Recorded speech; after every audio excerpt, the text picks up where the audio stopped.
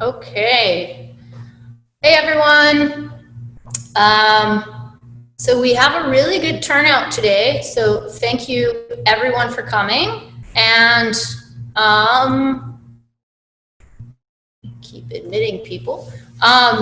Welcome. We're going to go ahead and get started because it's 6:33. And as people join, I'll be admitting them if I'm looking off to the side. So thank you for joining us. This is our August meetup of Build Up Your Investments. We are a multifamily brokerage, Alden Pacific Investments. We host this meetup, and usually, obviously, it's in person.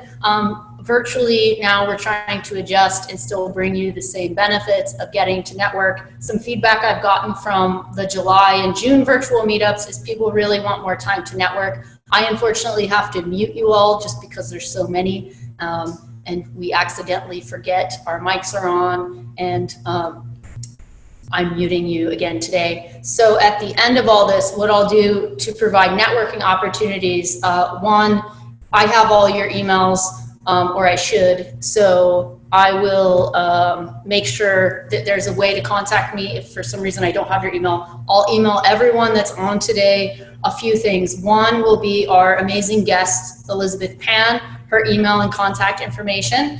So you can get a hold of her and follow up with anything she mentions today. And if you just want to chat about her acting career and network about anything, she has given me full permission to share her contact information. Two, I'm going to share the pro forma that we will be going over at the end. We're going to go over a deal that Liz recently closed on with our brokerage, and you'll be able to have that, manipulate it, and I'll send you some notes and you'll see how to use it today, hopefully. And then number three, there's going to be a LinkedIn group that we're creating specifically for this meetup. That will allow people to follow up and connect and then network. And if you have real estate stuff, obviously on your LinkedIn, then you can kind of read through and see if there's anything that interests you on people's profiles. But also, even if not, I'll start like a general chat kind of to break the ice, so that people can be comfortable, hopefully reaching out and following up. So we can all kind of come together and network, even though we can't be in person like we used to be, and have those follow-up conversations. Hopefully that will facilitate some more networking. So with that, I want to go ahead and get started and introduce Elizabeth Pan. Elizabeth is a local investor. She invests in multifamily, and she does both residential, so anything from single family up to 4 units. She also invests commercially. So I was really excited that she agreed to talk with us today and share her experience. She's literally built up her portfolio, which is the name of this meetup. So she is a walking, living, successful example of what real estate can do for you, especially here in this market. And she's also an actress, successful in film, TV, voiceover. And with that, let's just go ahead and get started. Liz, hi, thank you for being here. Thank you, it's so good to see you. You have to tell people how we met too. I know, so coincidentally, we met, 2 or 3 years ago, right? Mm-hmm. And we had met on Bigger Pockets, just general networking, seeing that I believe it was, I saw that she was interested in Indiana, and I'm from Indiana and own properties. That's how I got started about 4 years ago. I didn't have a ton of money, was trying to figure out what to do. Out of state seemed very appealing because it's a lot cheaper, and I'm familiar with that market because I grew up there, so it seemed to make sense. And I met Liz and her partner, her boyfriend, Ken. And Ken is here today too. Ken just closed. Congratulations, Ken. Today he recorded on a duplex in San Pedro, right? It's a single family home, and he's converting the garage in the back into a Awesome. 1-bedroom, 1-bath, yeah. Okay, so Ken is a good example. So we all connected for Indiana out of state investing, shared resources, contacts. You guys flew out there, right? To Indianapolis? We did. And Ken ended up buying a small house out there.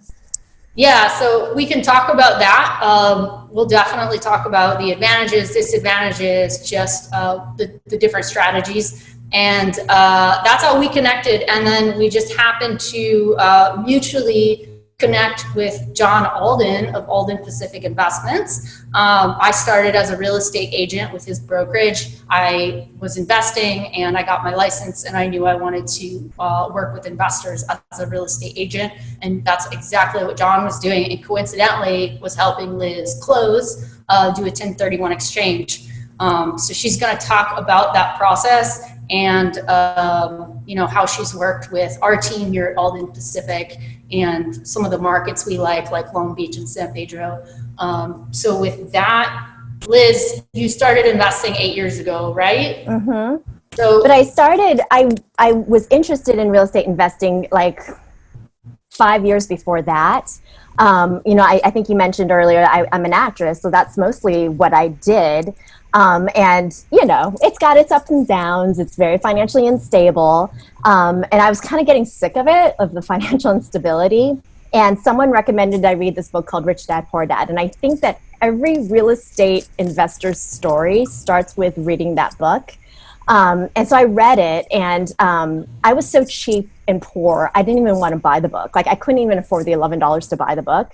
I rented it I got it from the library, and I read it. But the book changed my life. It's Robert Kiyosaki's Rich Dad, Poor Dad, all about how to create wealth, you don't work for it. You need to just buy assets that produce income for you. And then like a light bulb went on. I'm like, oh my gosh, if I can just get assets to produce money for me, then I could just act as much as I want and I don't have to worry about it. Wouldn't that be great? It basically is giving me financial freedom. Or if I want, I could just go travel, which is my other love, as much as I want. And I could be in India for a month and I would still be making money off of rental properties. So I just thought that was brilliant. I don't know why I never thought of it before. So I figured, that's what I'm going to do. But this was 2007 at the height of the last market cycle, right? And I remember going around looking and said, okay, I'm going to buy a duplex because I could get 2 incomes from one property. But everything in LA, I remember, was like $700,000. And if I wanted to buy it, it would be 20% down. And I'm like, there is no way I could find $140,000 in cash just lying around in order to take down this $700,000 property. And even after I do that, I'm still not going to be able to make the mortgage payments from the rent I'm making off of this $700,000 property. So I just thought it was so frustrating and so demoralizing. And I just kind of put it on the back burner, but it was always something I really wanted to do. And then cut to 2008, the market crashed, as we all know. And it took several years for it to hit the real estate market. And in 2011, I just, I had a little bit of cash. My father had passed away, so he had given me, just from life insurance, my siblings and I, just a small amount of money from life insurance. And so my brother and I were like, well, we don't want to just spend this money and then a year later this money's gone. Let's invest it wisely. So I said, well, what about we get into real estate, So, and by that time, that $700,000 property that I was looking at had fallen to like 300 and something. So I took about a year working with a realtor, just driving all around Southern California, looking for a place. And I remember I kick myself now because I would be in Atwater Village or in Highland Park, and there'd be these great duplexes, but they were like $425,000. And I'd be like, oh, too expensive. I can't afford it. Now I'll kill myself because that property is probably $1.2 million. But where I found a place that worked was South LA, which is near the USC area. For some reason, that little pocket in LA had really low real estate prices and really high rents where it actually worked. So then I was still thinking I need to put 20% down until someone said, you don't need to put 20% down. You could get an FHA loan. And I'm like, what is that? And they're like, you just need to put 3.5% down. And my mind was like, what? And so we found this property in South LA, right near the Metro line on Western and Exposition, right where the Expo line was, 2 blocks from USC, 2 long blocks from USC. And it was a single family house that they split into a duplex. So it's a 3-bedroom, 2-bath in the front and a 1-bedroom, 1-bath in the back and a nice garage. And it was selling for $328,000. So I put an offer in and I put 3.5% down, which equates to $12,000. That's all I needed to get in, y'all. So $12,000 later, I owned this property, and it really wasn't even all that much. I didn't even need my brother's money to help me, but my brother and I were partners in it. So, I mean, at the end of the day, we probably each put in $10,000 towards it because we had to buy, appliances for the place and do fixes and stuff. But it was a completely remodeled place. It was brand new. We bought it turnkey, like you could rent it the next day. But inevitably, there's always fixes that need to be done. So I just kind of want to tell people that story because it is so doable. And a lot of people think getting into real estate is not. And it is. It's so doable. And then people will go, well, Liz, that was in 2012 when the market was at its lowest. You just got lucky. And I was just telling Whitney before the call came that I closed on another property in San Fernando in March. And the prices are a lot higher, but I'm still able to make a cash flow on that. So it's doable even in 2020. People just need to know. A lot of people don't know. They think they need a lot of cash up front, but you don't. That was a really long-winded answer. No, it was great. You answered all 7 questions I had. But no, there's a ton we can unpack from that. So, I mean, one thing I think, and I see a few clients I'm working with now, right? And I can see them all kind of the wheels spinning and the same thing, like, oh yeah, that would be great, right? Like if I could buy something for in the 3s and put 12,000 down. You touched on it in one way, right? Like you're still buying stuff and it's 2020 and it's COVID and it's low inventory and it's very competitive. So maybe, one thing I do want to ask is when you were first starting out, right? How were you analyzing what is a deal? Like what were you looking for? Were you looking for it to cash flow, break even? What was kind of like your process? I wanted it to cash flow and I wanted it to appreciate. And if you're buying in Los Angeles or in California in general, it's a given it's going to appreciate. So I didn't have to worry about that. But I was also very lucky. I bought in South LA, which was an area that was traditionally considered depressed or in the hood. But I bought at a time when it was kind of renaissancing. So it became like the hip area in town. So by the time this property I was telling you all about that I bought in 2012 for $328, I sold last year in 2019 for $720. So it more than doubled in 7 years. And it's because I was in an area that was ripe for appreciation. And I mentioned neighborhoods like Highland Park, same thing about Highland Park, same thing about Atwater Village. There's so many places where that is possible. So, but in California, appreciation is going to happen no matter where you buy it, right? But I also wanted cash flow. I didn't want to the whole point of me was to support my acting, right? So the whole point of this was to have cash flow that I can live on.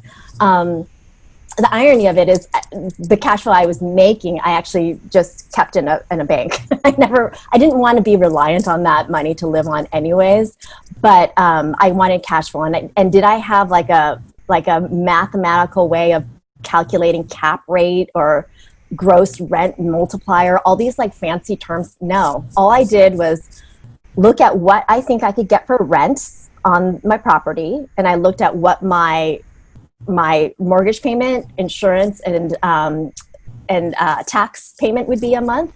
And I just was like, okay, if I'm going to come out positive, and not only positive, but have like a big cushion of positive, then it's a good deal. Unfortunately, that's probably not very scientific or very mathematical, but that's just what I looked at. I was like, okay, what are the rents? What do I need to pay? Is it going to come out positive? And do I like the place? Okay, then it's probably a good deal. So Liz, how has that changed? So back then when you didn't really, like, you're referring to like cap rate, GRM, and you said a big cushion of cash flow. Right. I'm guessing because it's been 8 years since and you bought several properties, some things have changed. So like, for example, when you were looking at this 8 unit that you bought in Long Beach with our brokerage, what were you looking for to judge whether it was a deal? Well, cut to like, yeah, so I'll just finish my story so I could tell people how I got to buying an 8 unit, because never before in my wildest dreams did I ever think as an actor I could buy an 8 unit property in Los Angeles or in Southern California. And it was doable because I was able to roll my investments in. So that property I bought in 2012 that I just told you guys about, and it worked so well. Like, I was cash flowing within the first month. We were able to get tenants in really quickly because it was a really pretty nice looking property. I was just like, let's do this again. So in 2013, we bought again with 3.5% down under my brother's name, another duplex that was almost identical, like 3-bedroom, 2-bath in the front, 1-bedroom, 1-bath in the back, about 3 blocks away from the first one. So we now owned 2 properties. And by 2019, both those properties had basically doubled in price.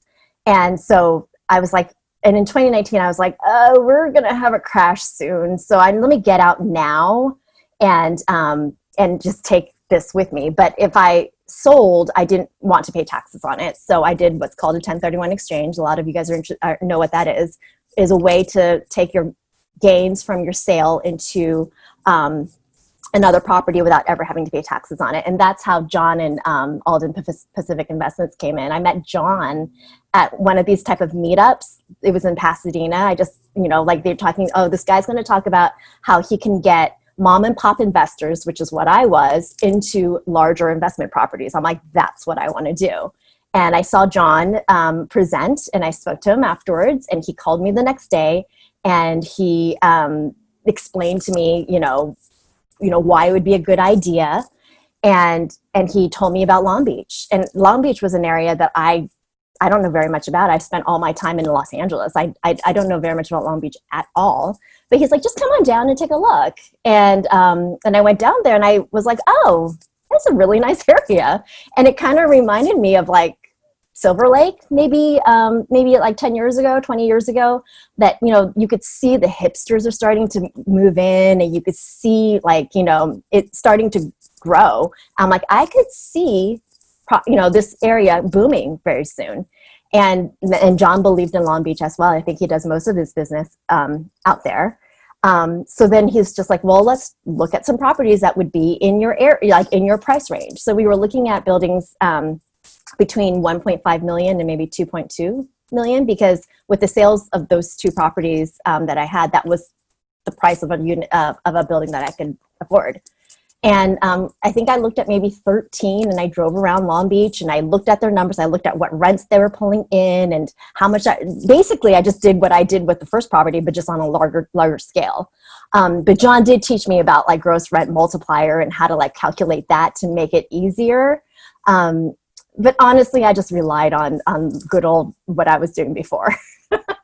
He also showed me a pro forma, which is something I'd never seen before, which is like this fancy spreadsheet that calculates all your rents and all your expenses and tells you at the end just how much money you're going to make a month. So it makes it all a lot easier. But honestly, like, that was like more information than I usually use to make a decision. Okay, yes, so everything you're talking about, that's something we do here as a brokerage with all of our clients, right? Long Beach in and of itself, we could talk about for hours, right? Like all the development, like you analogized, it's a Silver Lake-ish hipster people, a lot of families are moving there. I have friends, I'm helping look for 4-bed, 2 baths.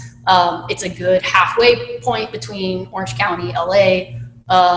It's by the water. It's the last affordable beach community in Southern California, right? I actually closed on a condo today. I just got wire funds.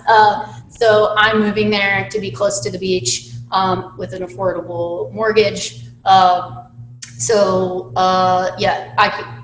much good things happening down there. And then we can still, as an investor, we can still find things that meet our criteria of the gross rent multiplier, GRM, which we use, which is inverse to the cap rate, which a lot of commercial investors use. And we can apply that also to smaller multifamilies. So yeah, everything that, you learned with us and working with John, we hope that furthers your investment career. And even though you didn't know that as a beginner investor, now you've learned it, and now you can keep growing into that passive income and hopefully live off that. But you were able to save it and then recycle it and just build up, this awesome portfolio. So, you touched on a lot of really good points. A couple of things you've kept saying that I want to unpack too, because we get a lot of people, especially on bigger pockets. There's a big push to go out of state, and a lot of fear associated with LA and prices being, like you said, you thought they were at the peak when you decided to 1031. And nobody would have predicted the black swan of COVID, perpetuating that. But we, something we go over here when we talk with people is the difference between buying in a market out of state like Indiana or even tertiary to LA. But is the appreciation, and can you bank on appreciation? And you've said a few times, like, appreciation's given in LA. Can you talk about, like, even before you knew us, like in 2010, 2012, why you were so confident with LA and the appreciation?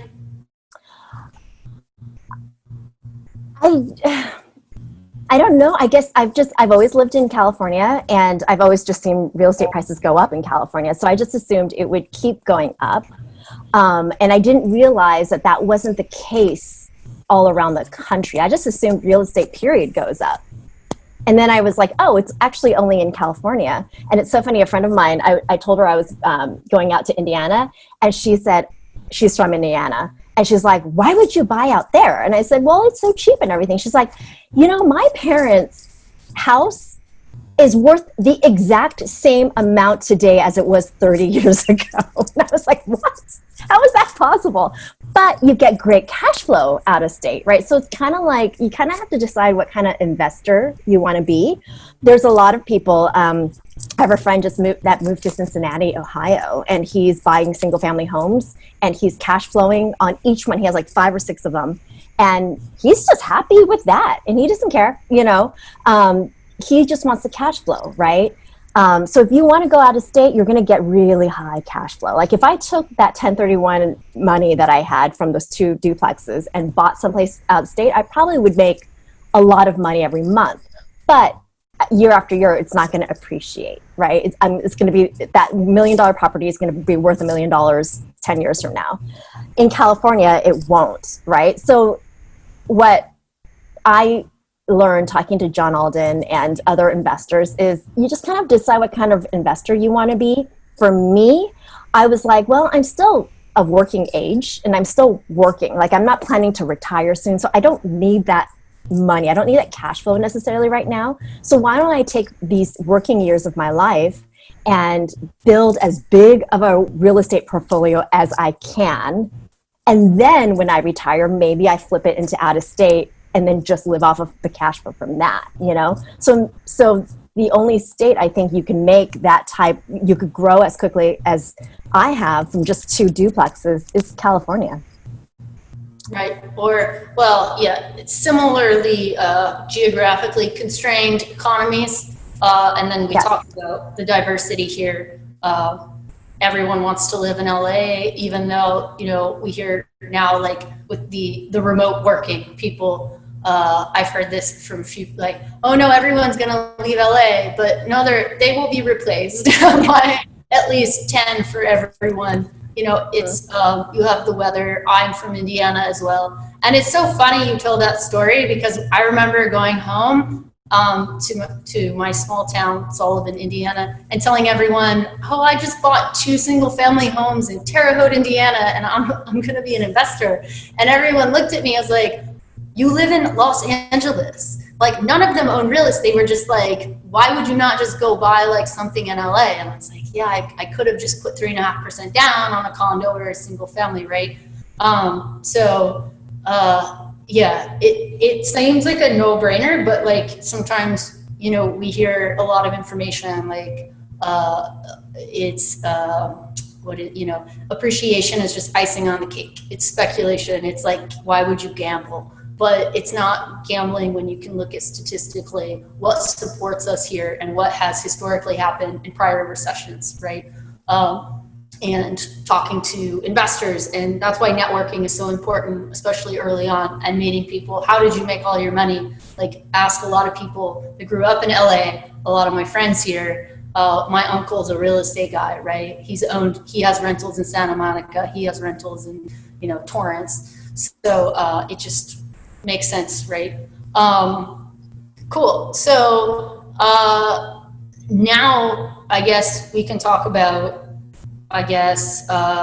the portfolio you have today, right? And what it looks like. How many units do you have? So what have you done in 8 years with your real estate portfolio?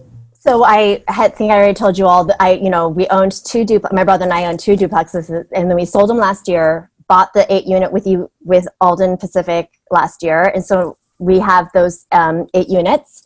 And I don't manage those. That's a property management company. So that's actually a lot of stress off of my back, because I was self-managing the other 2 duplexes, and it really wasn't that much. It wasn't that hard. But there are times when, like, you know, the rain came down and the roof, the roof was leaking, and I had to fix that. And, it's, a lot of people don't want to deal with the self-managing, and I could see why, but it wasn't really that bad. But I'll tell you what's so great about self-managing is you learn how much something costs. You learn how much it costs to get your toilet replaced. You learn who is good and who isn't, and you start developing your plumbers and your handymen and your concrete workers and your iron fence workers and stuff. So you start getting a team around you and you self-manage. And so that when you do turn your properties over to a property management company, you know that they're, if they're honest or not, if they're doing the right job or not. So I always recommend to just try it, just self-manage for a couple of years, just so you learn the ropes. And then you could always turn it over to a property management company. And I was also too cheap. Like, I didn't want to pay a property management company to do what I could do, because it just cut into my profits. But now with an 8-unit, there's no way. There's no way I could manage an 8-unit. So I do have a property management company. So now my job is to manage the manager, right? So like every time I get the monthly statement, I kind of go through the line items and I'm like, okay, what was this for? Why was the electricity bill so high, or whatever it is. But it is definitely a lot.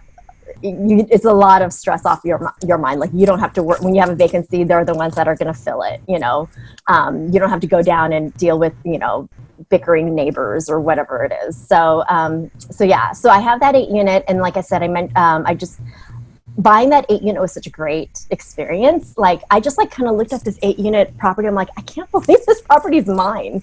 It's so crazy, right? And it gets addictive.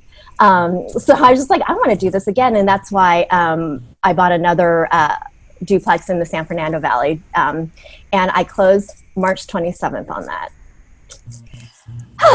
That was crazy. We went into escrow when everything was fine in the middle of February. Nothing looked, and then by the end of March, all hell had broken loose, but I was too late into escrow. I couldn't get out. And at that time we thought, this COVID thing, it's going to, 2 or 3 months, and then everything's going to be fine. Right.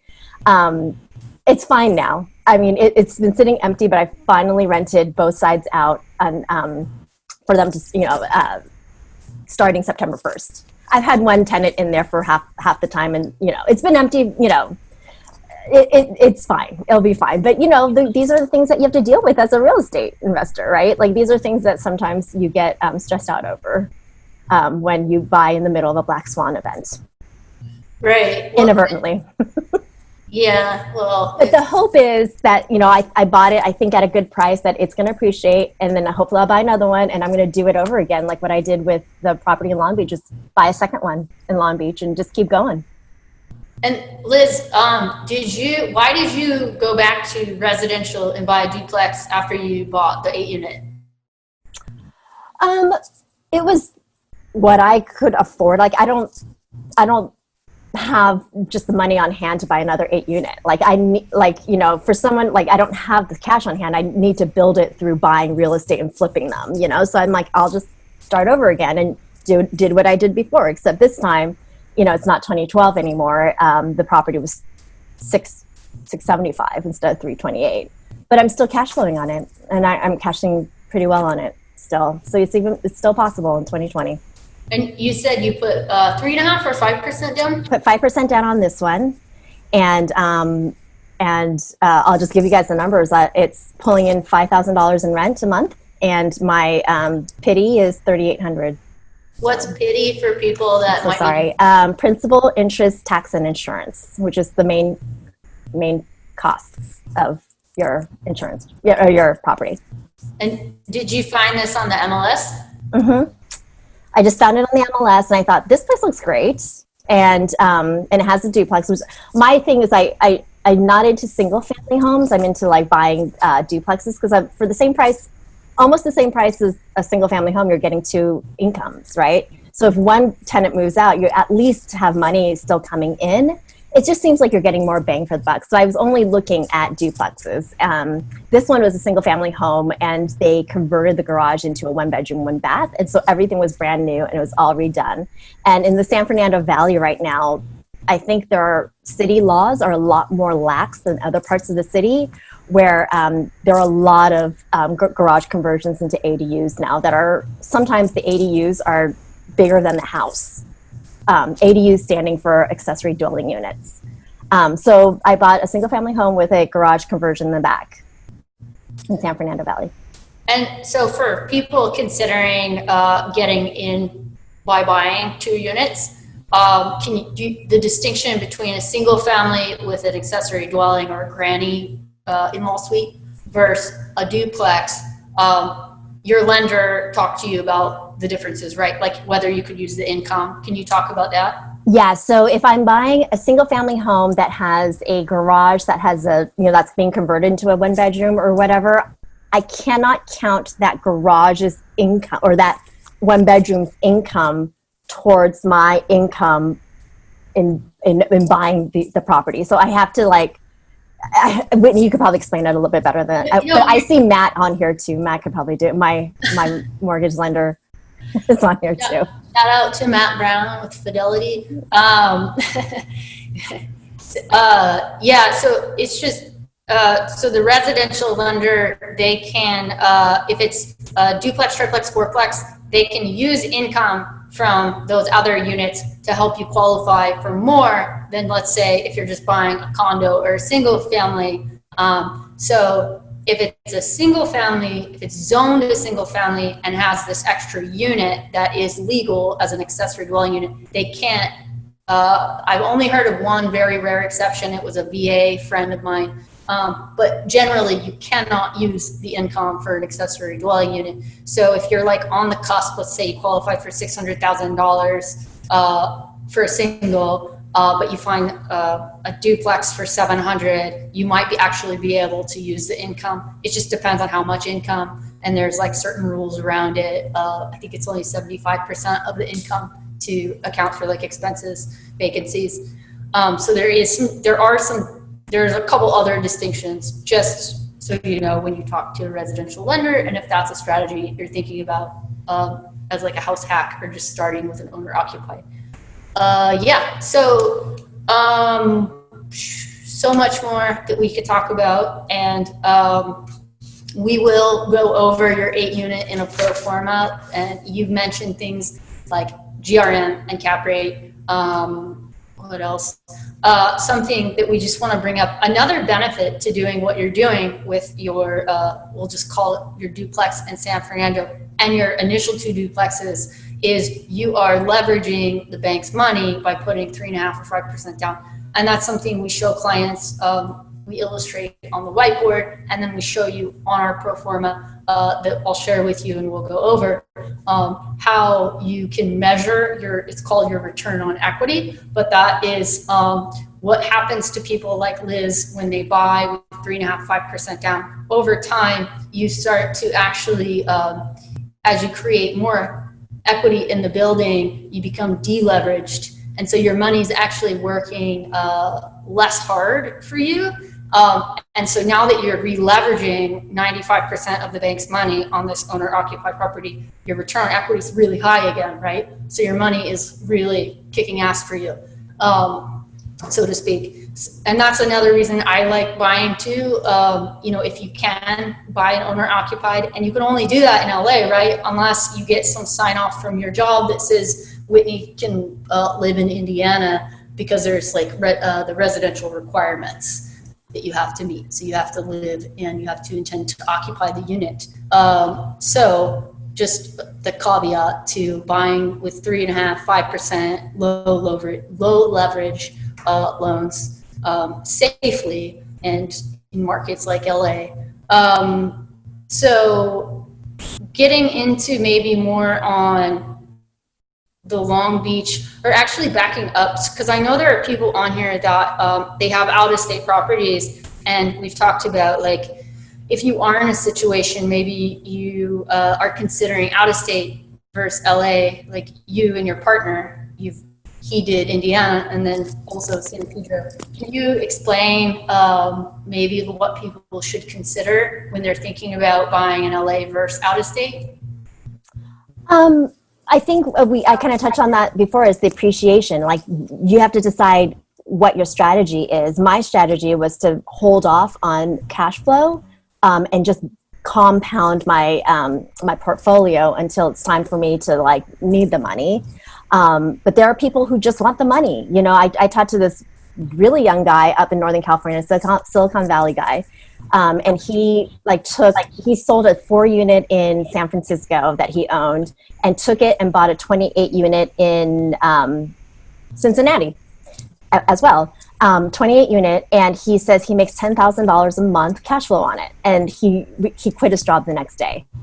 And I'm like, he didn't care about the appreciation. He just wanted the cash flow so that him and his family can retire. And I'm like, that's what he wanted to do. I wanted to keep my money in California as long as I could, and then when it's time for me to roll over, to just relax, I will sell and just get the cash flow out of state. That's the plan for now. Who knows? It might change. Right, and like you did point out too, like it all depends to like stage of life. Are we in jobs that I've met people that are like similar age? I think we're about the same age, and they might have a really good W-2 income, but they hate their job and they just want to live in a van and travel the country or the world when they're 37. So maybe then I would say this isn't the right first buy or next purchase for you. Because like you said, we're building our portfolio, right? And that is real estate is a get rich slow scheme in most instances, and there are strategies you can do to supplement that. Of course, I still own.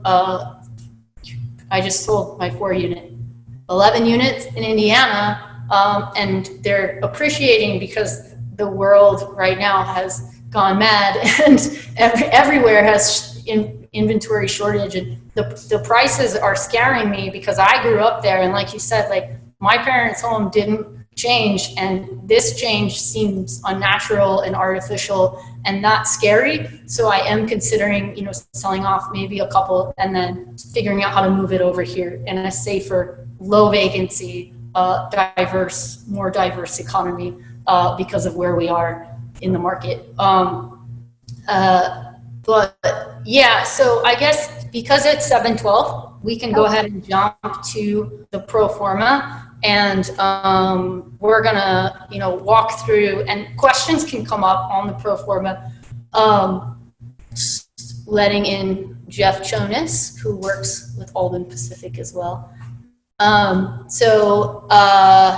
With the pro forma, before I show it on the screen, and I'll share my screen, for people that have not seen it, it can be very intimidating because it's Excel, and maybe not all of us like numbers and Excel. I'm a lawyer also, and numbers were not something that I loved, before 5 years ago. But now that I've gotten really comfortable with some of these formulas, equations, and definitely doing the pro forma for so many of my clients and my own investments, it will start to come with you with practice. It's more of a skill that you can learn definitely over time, even if you hate numbers. So don't be intimidated by it, or don't try not to be. We will walk through it and try to just highlight the most important parts of it for today. So I'm gonna go ahead and share what I'm looking at, which is, here it is. So Liz, can you see this? Mm-hmm. Cool. Get that. This is just an Excel spreadsheet that we have created, and it's like, if you know Bigger Pockets, or however you analyze deals, if it's on a napkin, it's, you can use the same formulas. It's just nice to have it already in the Excel sheet. What's also nice about it is we have assumptions that are unique to Los Angeles, and even more so actually to Long Beach. But we can manipulate those if you're looking in other places like Orange County, Ventura County, wherever. We can always adjust these. You can adjust them because it will be yours when you get it. If you already have it, this is extra practice, because I know I've seen some people on here that I've worked with. What is cool is we're gonna actually look at Liz's 8 unit that she just bought in Long Beach. And the blue cells are for editing. They are, so we call those the inputs. And that's where you're actually gonna change them. If it's gray, stay away. I just made that up. I don't know if that will help you remember, like, don't touch it, because then that's gonna change the built-in, the formula output. So it will mess everything up. If you change the gray, just push undo, or I can send you a new one if you forget. So that is gonna be right here on the very first tab on the inputs.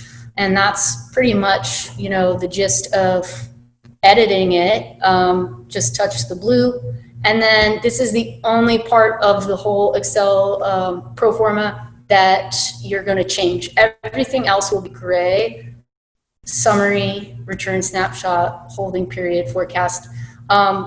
We don't want to get too far into the weeds, because you can see there are a lot of weeds on here, but they're actually very, very valuable. And you can even use this on a smaller, like a duplex. You can even use it on a single family, really, just plugging in rents a little differently. But yeah, so this is just one tool. We have some other things we can help people with. We have a new one we just created based off of the pro forma. That's more of a summary. It's going to be a quick snapshot of a property, so you don't have to go in here and constantly be getting too deep into it. You could just look at it briefly. It can kind of size up a deal.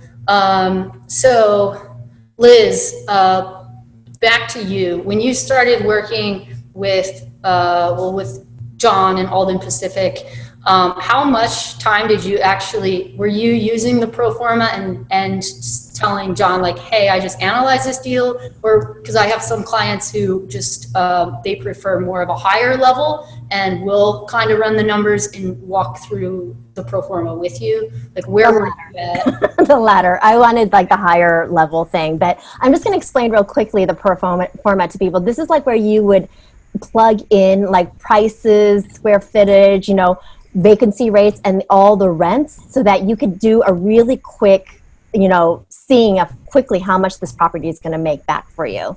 So, so when we did this with my property, it was 1.15. I put $659,934 down, and then it calculates everything for you. And these were all the current rents that, I don't know, Whitney, do you mind like scrolling down a little bit so they could see the total? Of course. These are all the rents that the property was making when I bought it. And this, this one bedroom zero bath, which is studio, was making $1,000, and this was empty when I bought it. This unit was empty. So this is the current rents. It was pulling in $10,000 a year. We actually felt that that was below market, so we figured by the time we bought it, we were going to raise it up to market rent, and these were the amounts that we were going to get from market. So we felt that the property could make about $3,424, and that's how much it's making right now. These numbers are all real life numbers. And then I guess you could show on the next sheet, it tells, like, the number I was always most interested in was just how much I was going to make at the end of the year. Right, and that's where it will be row 43, the cash flow after debt service. So that's taking into account your mortgage payment. Obviously, that's going to depend on what you're putting down and how you're financing it. So, Liz, you put down, I did the math for you, the 659 numbers, like roughly 36%, right? Mm-hmm. And why do you remember, so you worked with a lender that we often work with, Matt, who's on this call. And what was that process like, doing the 1031 and working with Matt?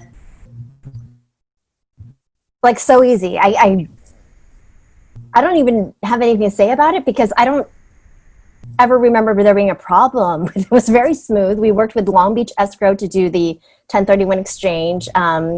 John and Matt were like working as a team, and they just kind of like got it done. I feel like a lot of the work was done without my knowledge. I think they shielded me a lot from their day-to-day troubleshooting and putting out fires and stuff.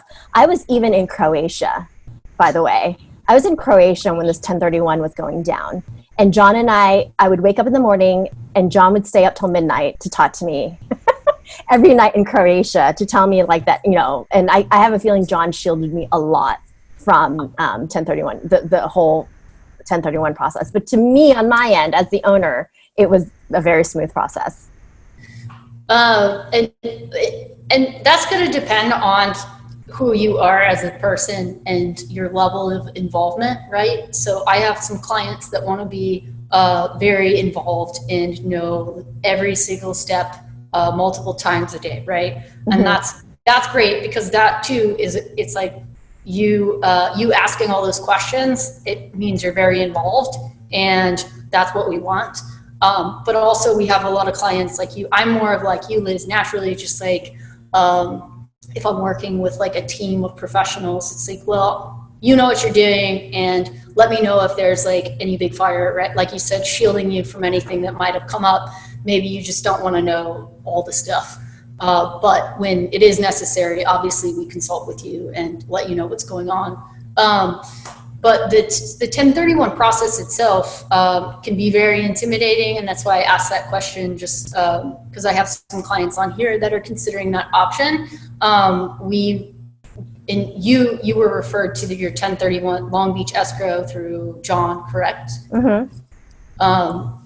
So yeah, we will help facilitate that, kind of, as we are a lot of sports people here. We quarterback or point guard the process for you by combining, the lender, the property manager, the contractors, 1031 accommodators, if you're doing that early on in the process, right? We want you to ask as many questions and understand what's happening.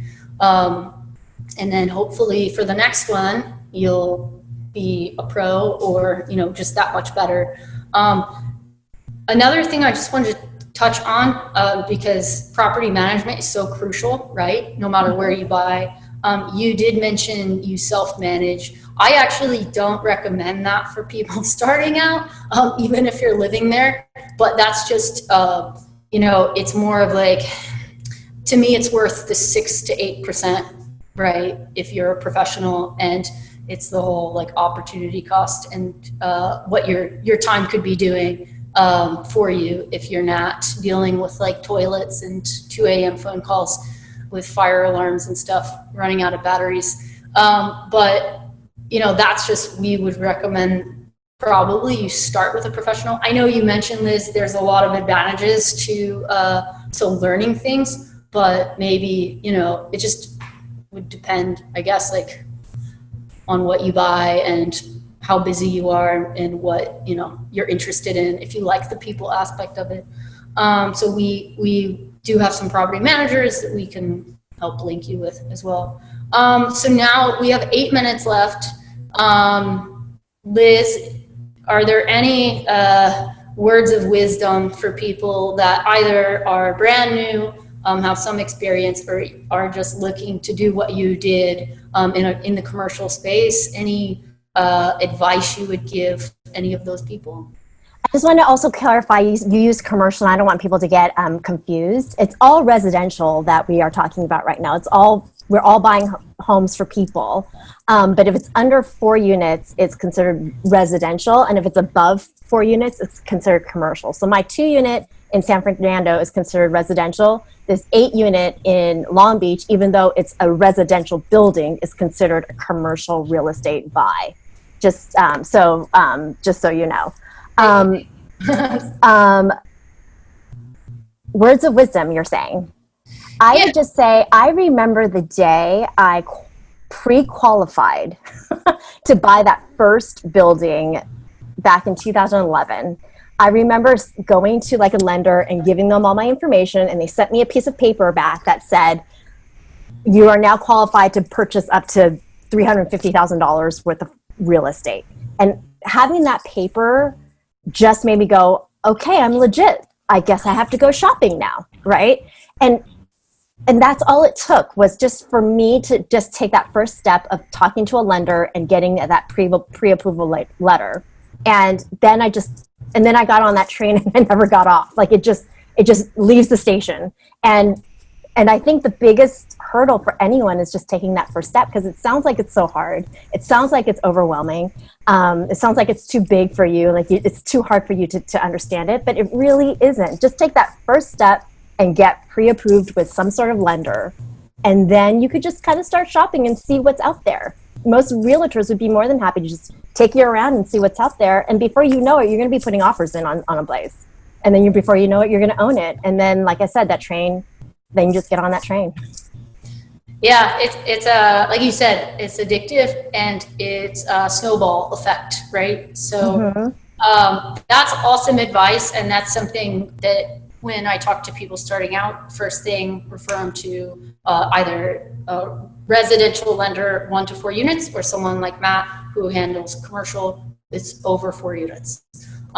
So we would do that introduction, and they know us and they know the strategy. Most importantly, a lot of them are investors. I had David on the first podcast of Alden, who's a commercial broker, lender broker. So he does the financing on commercial like Matt, right? And he started by buying a triplex in Long Beach.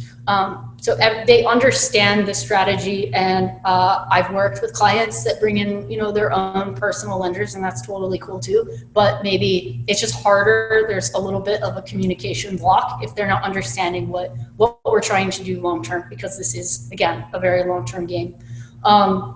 Should we answer some of the questions that were in the chat? I was looking at that, and what I think I'll just do now is, congrats, Ken. Okay. Is I was going to unmute people. I don't know if that will work. If I've never done that after a meetup, but or on Zoom. But if people can privately chat. Also, if you weren't here at the beginning, I'm going to email everyone that signed up today, because you were prompted to email or give me your email. A LinkedIn group that we're going to set up, and then you can all connect that way and see what each other does, or just send private messages, and I'll start a thread on the LinkedIn group, and also I'll email people the pro forma. But yeah, we can go through here. I think someone asked if the property was already converted when I bought it. Yes, and that's something I decided as an investor. I didn't want to deal with renovations. I didn't want to deal with it. So I have all my purchases of the duplexes have always been fully converted places. So all I had to do was stick a tenant in. There was really not that much I needed to do. And that's just who I am as an investor. There are a lot of investors out there who want to take a fixer-upper because they could buy it for cheap, and they enjoy the process of fixing it up. And then, and then when they sell, they're going to make a lot of money on it, right? I just was like, I didn't want to deal with that. But that's just me as an investor. How were you able to raise rents with rent control? That's the beauty of Long Beach. Long Beach does not have, at least when I bought in 2019, it did not have rent control, which is another reason why Long Beach was great. Now, because of 2020, they're a little more stricter. But in 2019, as soon as we bought the property, we did raise the rents. And 5 units out of the 8 were Section 8. And Section 8 actually pays above market rents. So they were happy to absorb the I don't say they were happy to absorb it, but they agreed to absorb the raise of rents. So so by the time I took over the building, it already was at market. Almost all the units were at market. And another great thing about Section 8 is in this whole crazy COVID thing, I am getting consistent rents because it's government paid. I'm getting money every month from the government. I don't have to worry about tenants claiming COVID, what do you call it? Deferral and stuff like that. So that was another great thing about Section 8. Yeah, and just a couple of clarifications. So yeah, Long Beach falls under now the new state rent control. It does now, yes. It doesn't have a local municipal like LA City. It's stricter. You can raise rents under the state 5% plus CPI, which is typically historically like 3%. So it's still like 8%. And there's some carve outs in that state law that make it possible to get tenants out if you make substantial improvements on the property, if you do need to raise rents. But we haven't really, like you said, our investors are still collecting most of their rents in Long Beach. Workforce housing, Section 8 is a good, it just happens in Long Beach to be over market. It's not like that everywhere, but Long Beach that is an advantage. What else? Do we have any other questions? Some of these are, they're a little more detailed. We would just like have follow-up conversations, or they might be more for some like lender questions. I saw a lot of lender questions. Caveats to FHA. Can you do it more than once, since it seems like it needs to be an owner occupied? That would be a question you'd want to talk to an actual residential lender about, how FHAs work, how many times you can use them, and other owner occupied, what the rules are surrounding that. That was the follow-up. Can you do it more than once? Yeah, there's a lot of these. So what I'll do, because it's 7:30 and I want to respect everyone's time, let's unmute people, and I'll save 10 to 15 minutes for general networking here. And then, like I said, I'll do the LinkedIn thing, get you guys that tonight or in the morning, so you can all follow up that way.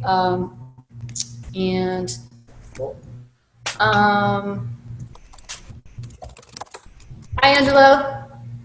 Hi, how are you? Good. Always nice to see you. Same here. Thank you. Thank you for putting this together. And Elizabeth, you inspired me. Thank you for sharing your experiences. Thank you so much. Whitney's been working with me. I'm in the middle of trying to do a very complicated combination 1031 without estate properties. So this is fun to hear your story. Oh, well, good luck with that. I know it can be, it's a process. Yeah, it's very similar in ways, but I'm doing the opposite. I'm taking out of state properties and trying to buy here now. Oh, wow. And trying to do a partial owner occupied. Oh, wow. So I'm making it more complicated than I think I should. I was going to say, can you live in your 1031 exchange? I thought that was a prohibited transaction. No, you can if it's, for instance, if it's a quad and I occupy one unit. Okay. And I pay taxes on 25% of that. I see. Yeah. So it's doable. Yeah. Cool. Or I could put the rental in my husband's name, I suppose. Yeah. That would make sense. For share. It's nice meeting you, Angela. Same here.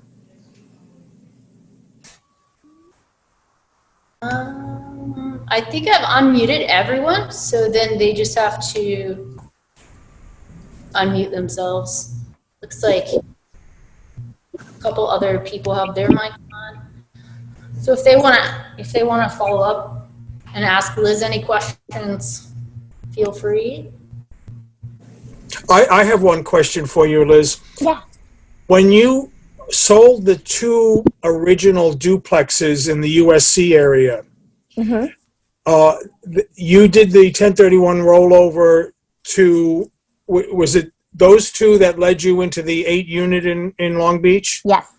And did you roll over all of the proceeds from? Yes. So 100% of the proceeds went into the new buy. Okay. Yeah, I didn't want to pay any taxes on anything. Right. So. Okay. Oh, Liz, so I do have a question. Yes. Why was the San Fernando Valley property 5% down instead of 3%? Was it just simply qualification? Was it you just wanted to put more down? Why did that come out to 5 instead of 3? That was just what the mortgage lender gave me. Because to put 3.5% down, it would have to be an FHA. And I think it's a little bit harder to qualify for an FHA. But if I put 5% down, there was like a mortgage available to me at 5% down. And I figured, well, it's only a 1.5% difference. It's not that big of a deal. So I just went with 5% down. Oh, okay. There was no reason. That was just what what my mortgage lender offered me. She's like, you could put 5% down and this would be the interest rate. And I was like, okay. Liz, did you have to pay mortgage insurance on that loan, or was it lender paid? I did, but it was nowadays. I think mortgage insurance is really low, so I think it was only like $100 a month for mortgage insurance, and I plan to refinance out of that as soon as I can. I just went through that, so that's why. Yeah, that's why I had to. You got to get rid of that mortgage insurance. And now with interest rates even lower than they were back in February, and hopefully they will stay longer. I can refinance out soon. And with the value higher, then hopefully you'll qualify for getting underneath that threshold. Yeah, and even I closed in the end of March. It's now worth more than I bought it for only 5 months later, and the Long Beach property is worth like $400,000 more than when I bought it for. So I'm not lying. We're not lying when we say California, it appreciates even during COVID. And Liz, how do you know it's the Long Beach properties worth that much more now? John Alden ran the numbers. I talked to him last week because I'm in the process of refinancing that as well. And so he ran the numbers and stuff, and I guess he has some formula. And he says, it looks like it's worth between 2.2 and 2.4 now. So. Yeah, he's running comps. Don't worry. He's not picking it up. Have you considered, Liz, leveraging the equity and pulling that money out as a new investment vehicle?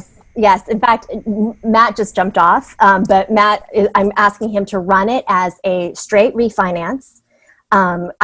I had that at 4.05%. I bought that last year at 4.05%, which I thought was amazing. But Matt's saying he could get me 3.55 now, which is even lower, right? So I was like, okay, straight refinance. Or on the commercial property. Or I could refinance, pull cash out, and then buy another, property with that. That's a possibility too. Right. Or outright sell it. Just sell it and roll everything into a bigger property. Right. Those are the 3 options that are on the table right now. And I'm actually going down the Alden Pacific Investments office on Monday to talk to John about it. Aren't your cost factors in a sale going to run you higher? You mean closing costs and stuff? All of your cost factors involved in selling and rebuying would cost you more money than if you just did a refi cash out. and use that money as an investment. Well, the point would be to buy a building that was worth more and making more for the long run. Right. Maybe in a better neighborhood for better appreciation, it's to kind of upgrade. So in the long run, you would actually be making more. But Okay. these are all possibilities right now. They're good possibilities, right? That I'm in a position where I could consider all three options, right? Whitney, you're gonna hate me tomorrow. I've got 100 things I want to talk to you about now. Listening to Elizabeth. I can't ever hate you. You send me the best memes of all my clients and friends. So I want memes. yeah, we'll share in the LinkedIn.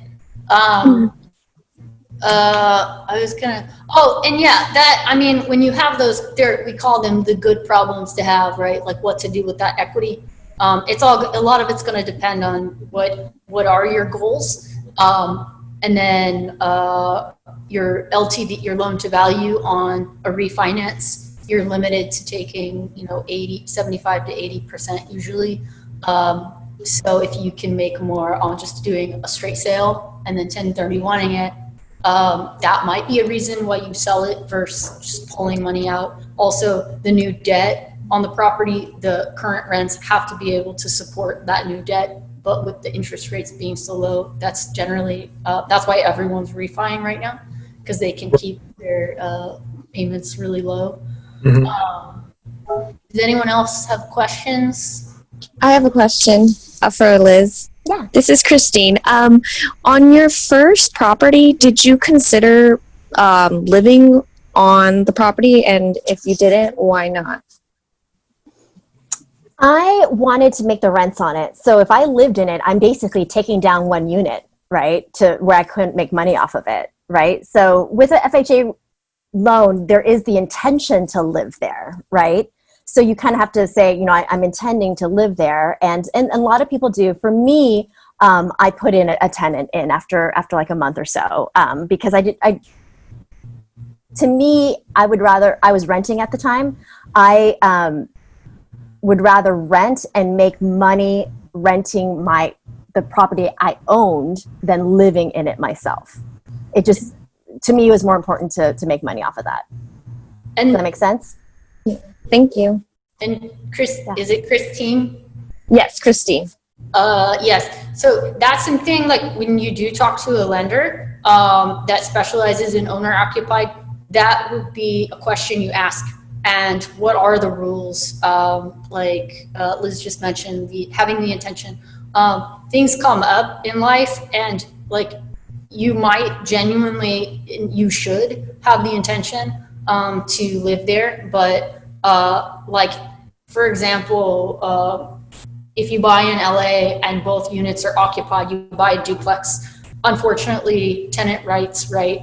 In LA, that is something you have to be cautious of and be able to navigate. But if you can't move in because their rights trump your right to occupy it, at least initially, then that's an example of when you wouldn't necessarily be able to move in right away, right? So it's you would ultimately have the right as the owner occupied buying owner occupied. But if you can't, because the tenant is still there and maybe, whatever their lease situation, that's one example. Or like, your job changes or life situation, family things come up.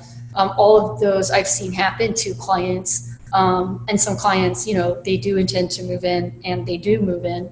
And then they live there the requisite year to occupy it, typically.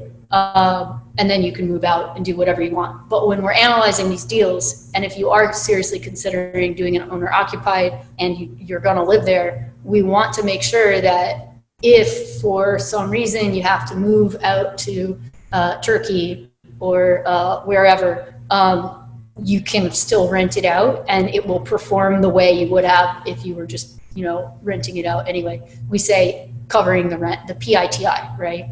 And hopefully extra expenses. So that is that's a very good question. And I know a lot of people probably have that question because Liz has bought using owner occupied. But that would be a lender question And, you know, we can refer you to people, or if you have lender contacts, you should ask them for sure. What Whitney is referring to is like if you're buying a duplex that already have people in there, it'd be hard for you to kick them out for you to move in, right? But for me, I actually bought with, like I mentioned, they were completely converted and renovated, so they were empty. And that was another thing that I didn't want to inherit tenants. I just thought that would be a pain. I'd rather buy 2 empty units that were clean and beautiful and nice and rent them at the top of the market out to tenants that I am choosing. So that's my strategy. Again, I probably paid more for that, but as long as, you know, I was cash flowing every month, I didn't care. Any other questions? And again, if my email is on the meetup link, if you want to proactively reach out just to make sure I do have your email. If not, I should have your email if you got the Zoom link, and we'll definitely connect people that way if you have follow-up questions. This question's for Liz. Hi. You owned in what seems like, I know LA is an overall market, but sort of 3 different neighborhoods, which would be South LA, Long Beach, and now San Fernando. What brought you to the 3 different areas, or was it just simply that's where you found the best deal? The latter. Absolutely the latter. Like I just looked to see where the numbers made sense, right? And I looked in the neighborhood to be like, okay, like I don't think this neighborhood's gonna go down. I actually think it's gonna go up. Like I could see, like my latest purchase was in San Fernando, the city of San Fernando. Very few people in LA know there's actually a city called San Fernando in the San Fernando Valley. And I just saw that they had a little main street not too far from the property that had all these really cute restaurants and shops and everything. And I'm like, oh, and they have a little trolley that goes up and down their main street. So I'm like, oh, this is a city that has invested in their city and is looking to like, you know, upgrade their city. So I could see this city coming up. And that's why I bought in San Fernando. And I told you like my impressions of Long Beach when I saw it. And South LA was, you know, like I said, it was a place that had really low land, like property costs, but the rents, you could ask for a lot of high rent, right? So that's a perfect storm for an investor, right? And on top of that, it was up and coming, you know? So that was a great bet. I'm sorry? Is that just where the realtor brought you? Because sometimes when I speak with realtors, they go, well, where do you want to buy? Mm-hmm. And sometimes they don't understand like what you're saying. Well, wherever the numbers make sense, but they may only know one specific area. Is that just where how did you end up in that? When I started looking in 2011, I was in love with Northeast LA. Like I loved Atwater Village. I loved Glassell Park, Highland Park. I wanted to live there. And my instincts were right because those areas ended up appreciating so much. Like they've grown so much, right? Even back in 2011, 2012, I couldn't afford it there. And even if I could afford it, the numbers for some reason didn't work out. Like the price of the property was too high and the rent you could get was too low, right? In those areas. So I just like kind of bounced all around LA trying to find a place that worked and finally landed in South LA. That was not my first choice. Like it's kind of, it's kind of considered at one point the hood, right? And I was a little scared of it. But when I went down there, I was like, oh, I could see it. I could see it coming up and the numbers made sense. So it took me a year of searching between 2011 to 2012 before I finally bought my first property. Hours driving with my realtor. Like my realtor, I spent more time with than anybody else in my life. Every Saturday, we just drove all around LA, seeing 7 houses, 8 houses. But luckily, I love it. To me, like it's my porn. Like going on Redfin is my porn. I love it. I love looking at houses. I always have it, even when I was a kid. Just looking at houses and seeing what's out there and how people design it and how they paint it and how they garden it. You know, like that stuff is so fun to me. Hopefully you didn't call it porn when you were a kid. No. just like a fun hobby. It was a fun hobby, yes. Yeah, I'm glad you brought that up because we do tell a lot of people get really frustrated at the beginning, especially like brand new investors, because it's like we put in all these offers and we put in all this time, and 3 months, 4 months, 5 months, and it does take sometimes a long time, but then it happens for you and you see the process, and the next time you set that expectation. So it is all about, managing those expectations and just understanding this can take a while, and you want to know what you're doing. By then, I'm sure you'd analyzed so many deals and seen so many. And that's the great part of it, is like when you see what's out there, when that deal comes in, and because you've seen so many numbers and you've seen so many, what places should go for, a good deal when you see it. So the San Fernando Valley, I just started looking at the beginning of this year, and then I saw this property in February, and I saw that it was priced a good $75,000 less than what I have seen in any other comparable building in that area. So I said, I remember walking out of the open house going, I'm going to put an offer in. And the next day I put the offer in, and I ended up getting it.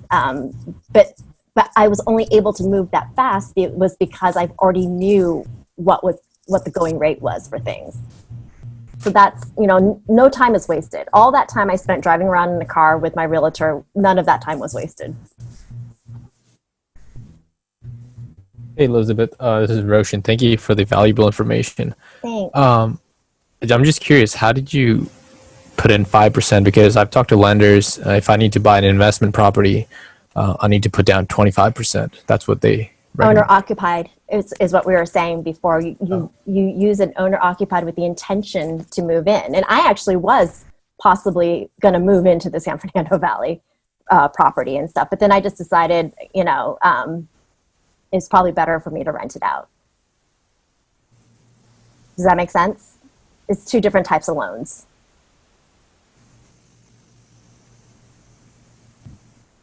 Roshan? I think we lost Roshan. Okay. Yeah, and again, it's something you definitely want to bring up with the lender. And it is, what was I going to say? Oh, there are so many factors, you take into consideration, but generally, Roshan, you are right. If it is for an investment, 20% is usually not 25. And if it's commercial, that's going to depend on what type of loan, and that's like 5 units or more. But if like I bought properties in Indiana and I put 20% down on all those, obviously I can't move there and occupy them. So yeah, you would be correct. Anyone else? Thank you. But the lenders don't check on you?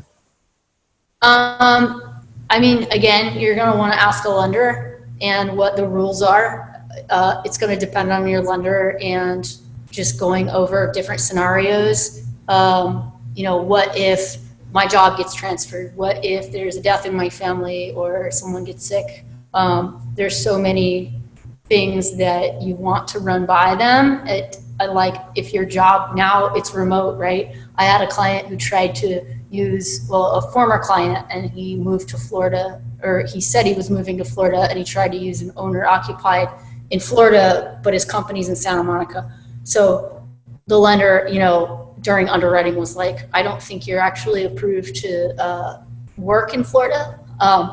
People might be stretching that now with the new remote life, and where is really like the job headquarters location. But that's going to, again, just depend on the lender and going through different scenarios and asking all those questions. Like how, what if I don't move in and within the 90 days? Are you going to come out and check? And I don't know if they do, but, just talk to as many. And we always say, try to talk to as many professionals in any property management, contractors, lenders as possible, so that you are getting as much information as you can. It's an exciting time during, real estate's been awesome. And, like you said, there's always opportunities to be had. You just got to figure out, what works for you and what you're trying to get out of all of this. You can always start, as we say, starting with the singles. Another sports analogy, you don't have to hit a home run on the first one. So pick up whatever you can afford, and then as long as you have multiple exit strategies, I think, you put yourself in a position to be successful. So Liz, thank you so much again. Thank you, Whitney. It's always nice to see you, and one day, again, we'll get to have a beer, happy hour, do this in person. So sad. I know. Thank you, everyone, for joining. Thank you. Thank you. Thank you. Bye. Bye. Bye, everyone.